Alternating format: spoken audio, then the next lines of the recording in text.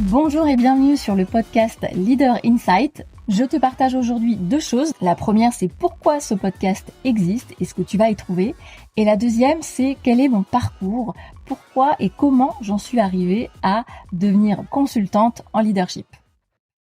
Pour le premier point, l'idée en fait avec ces podcasts, c'est surtout de te proposer deux types d'épisodes. Tu verras qu'il y a des épisodes plutôt interview, où là je suis allée piocher chez les meilleurs experts des compétences.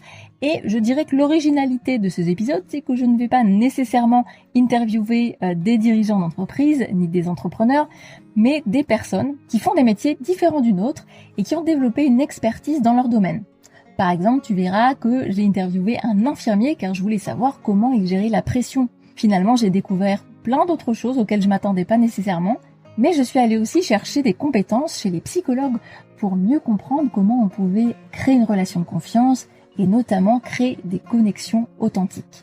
Donc, à travers les témoignages de mes invités, tu vas pouvoir développer des compétences indispensables à ton savoir-être pour renforcer ton leadership et guider tes équipes vers la performance et le bien-être au travail.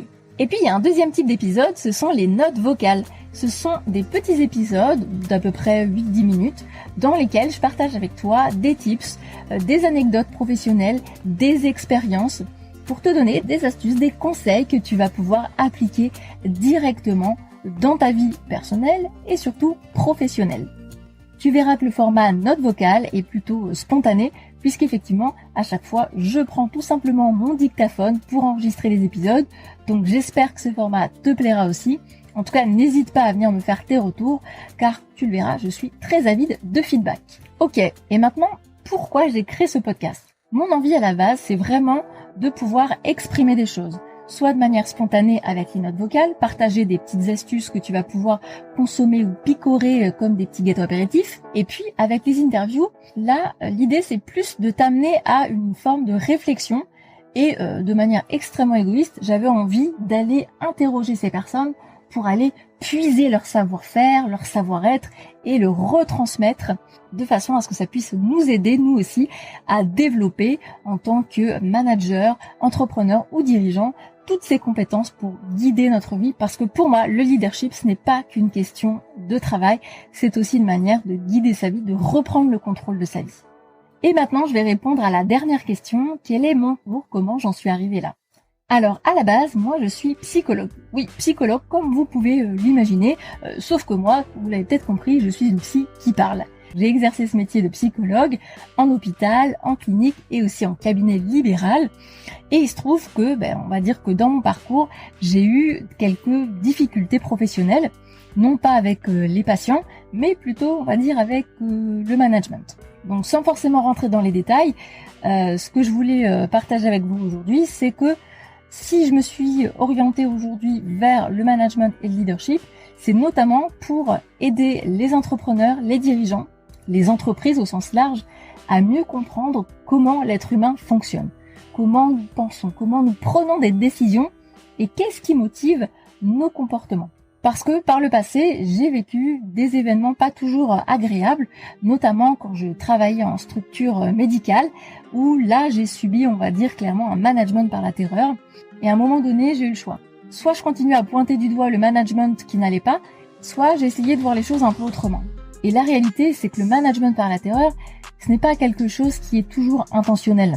Bien sûr, il peut y avoir des gens qui ont un fond pas très gentil, disons-le clairement, mais je pense qu'avant tout, c'est surtout une question d'ignorance. Et c'est la conviction que j'ai développée, à savoir que soit je continuais à pointer du doigt les personnes qui me faisaient subir ce management par la terreur, soit je me disais, ok, en fait, on leur a pas appris à ces personnes, on leur a pas dit comment fonctionnait l'humain, et ils n'ont pas suivi de formation de management. Donc j'ai pris ce parti-là, j'ai eu envie d'accompagner les dirigeants, les managers, toute personne qui encadre des équipes à mieux comprendre le fonctionnement psychologique de leur équipe.